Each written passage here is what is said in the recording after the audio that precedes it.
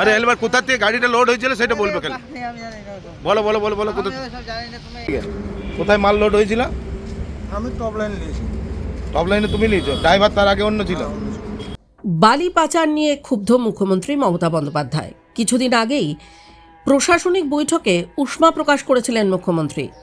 বেআইনি পাচার বন্ধ করতে পুলিশ এবং বিএলআরও আধিকারিকদের কড়া নির্দেশও দিয়েছিলেন তিনি। এরপর বেআইনি বালি উত্তোলন ও পাচার কিছুদিনের জন্য কিছুটা নিয়ন্ত্রিত হলেও বেআইনি পাচার কিন্তু চলছেই, এমনটাই অভিযোগ স্থানীয়দের। सबका पार्टनर चेंज हुआ, हम लोग को मालूम नहीं कहाँ से हुआ। आप लोग का हैंड ओवर कहाँ किया है? हैंड ओवर कहाँ किया? गाड़ी आप लोग को कहाँ दी है? यहाँ पर टॉप लाइन।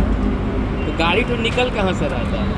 अब कहाँ जाने भाई, हम लोग कहाँ से निकल रहा है हम लोग का। और हम लोग रास्ते में जो दे देगा वही पकड़ लीजिए। तो हम लोग कहाँ जाएगा अभी पता नहीं, हम लोग का ड्राइवर प्रोग्राम आप है, देता आपको तो मालूम होगा गाड़ी हम लोग का प्रोग्राम देता है तो जाते हैं, नहीं तो प्रोग्राम तो कौन देता आप लोग को?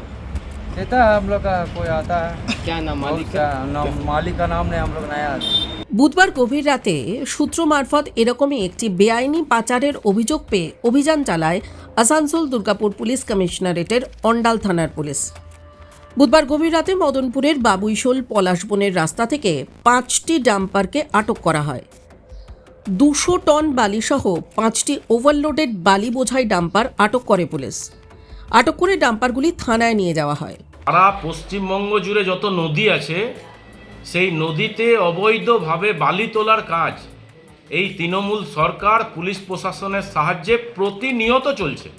আর আপনি যদি এই শিল্পাঞ্চল জুড়ে দেখেন তাহলে পাণ্ডবেশ্বর, জামুরিয়া, অন্ডাল সমস্ত জায়গায় নদীর ঘাট থেকে অবৈধভাবে প্রতিনিয়ত বালি তোলা চলছে এবং পুলিশ প্রশাসনের সহযোগিতায়। আজকে অন্ডালে যে পুলিশ বালির গাড়ি ধরেছে এটা শুধুমাত্র আইওয়াস। সারা বাংলায় আপনি রাস্তায় যান শুধু বালির অবৈধ গাড়ি চলছে। শুধুমাত্র মানুষকে আইওয়াস করার জন্য শুধু 5টি বালি ধরে রাজস্ব আদায় করার একটা নাটক দেখাচ্ছেন। সারা বাংলাতে পুলিশ প্রশাসন দাঁড়িয়ে থেকে বালি তুলছে এবং এই অবৈধ কারবারের সঙ্গে এই সরকারের সাথে সাথে বালি মাফিয়াদের সাথে সাথে প্রশাসনও যুক্ত আছে।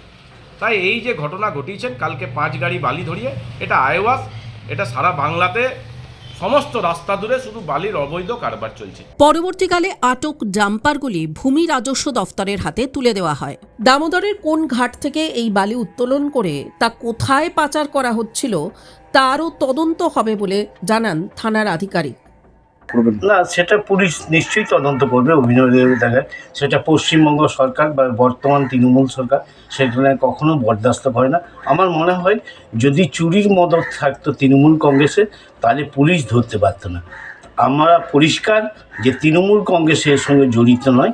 বারংবারই দেখা গেছে মুখ্যমন্ত্রী মমতা বন্দ্যোপাধ্যায় এই বেআইনি বালি পাচার নিয়ে ক্ষুব্ধ হয়েছেন, প্রশাসনিক বৈঠকে ক্ষোভও উগরে দিয়েছেন, কিন্তু তারপরেও কিছুতেই আটকানো যাচ্ছে না এই বেআইনি বালি পাচার। টাইমস নাও খবর।